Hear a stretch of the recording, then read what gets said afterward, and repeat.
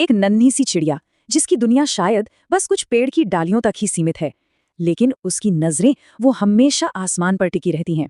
हर सुबह उसकी आंख इसी एक सपने के साथ खुलती है, ऊंचाइयों को छूने का सपना। और बस यही आकर सपने और सच्चाई आमने सामने आ जाते हैं। दिल में तो आसमान छूने की चाहत है, पर पंखों में उतनी जान नहीं। हर कोशिश, हर उड़ान का अंत जमीन पर आकर होता था, और यही फासला उसकी सबसे बड़ी चुनौती थी। अब कहानी उस मोड़ पर आती है जहां सिर्फ पंखों की नहीं बल्कि हिम्मत की भी आजमाइश होती है।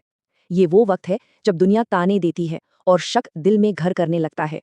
और ये बात ना बहुत जरूरी है। वो सिर्फ कोशिश नहीं कर रही थी, वो हर रोज कोशिश कर रही थी। हारने के बाद भी, गिरने के बाद भी, हर अगली सुबह वो फिर से पंख फैलाती थी। यही लगन, यही जिद उसके इरादों की असली ताकत थी। और फिर आती हैं वो आवाजें जो हौसला तोड़ने का काम करती हैं। दूसरी चिड़ियों के ताने।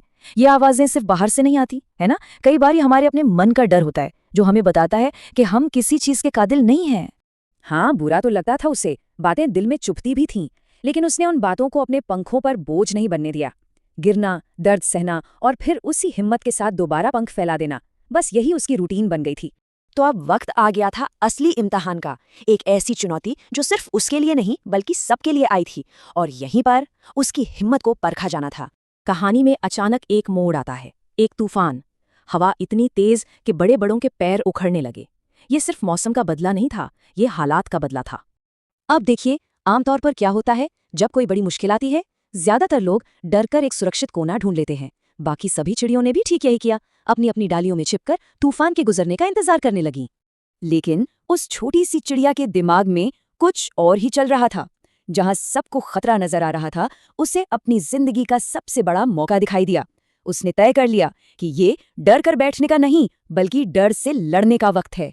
और फिर उसने वो कर दिखाया जो किसी ने सोचा तक नहीं था। उसने अपनी सारी की सारी ताकत झोंक दी। जिस हवा से सब डर रहे थे, उसने उसी हवा को अपना साथी बना लिया, और जो उड़ान भरी ना, पूरा आसमान देखता रह गया।